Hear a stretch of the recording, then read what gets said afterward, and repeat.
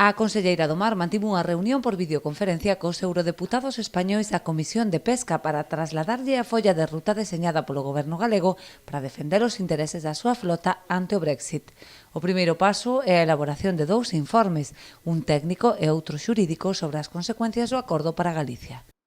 Todos eles agradeceron e lles pareceu moi boa idea eses informes que temos encargado tanto á Fundación Marinlez como ao Instituto de Estudios Salvador de Madariaga.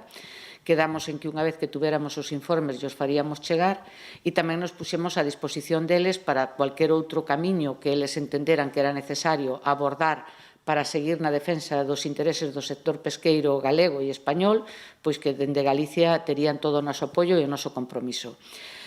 Tamén lles trasladei que unha vez que teñamos eses informes a idea é valoralos no pleno do Consello Galego de Pesca e todos xuntos diseñar unha estrategia de futuro do que o sector pesqueiro galego precisa e necesita para seguir avanzando e seguir sendo fortes dentro de toda a Unión Europea. E unha vez que teñamos definida esa estrategia, pois acudiremos a unha reunión ca directora da Digimare e co presidente da Comisión de Pesca do Parlamento Europeo, as dúas persoas ás que se temos solicitada a necesidade desa xuntanza. Rosa Quintana interesouse tamén polos criterios de reparto do Fondo de Compensación para as flotas prexudicadas, incidindo na necesidade de ter en conta a afectación indirecta para que España non volva a sair prexudicada no reparto dos 600 millóns de euros con que está dotado. Si ben a directora onte lles trasladou, a directora da Digimare lles trasladou que había un fondo de compensación de 600 millóns de euros para o sector pesqueiro afectado por entrada en vigor deste acordo, está claro que nós necesitamos coñecer cuáles van a ser os criterios de reparto destes 600 millóns de euros.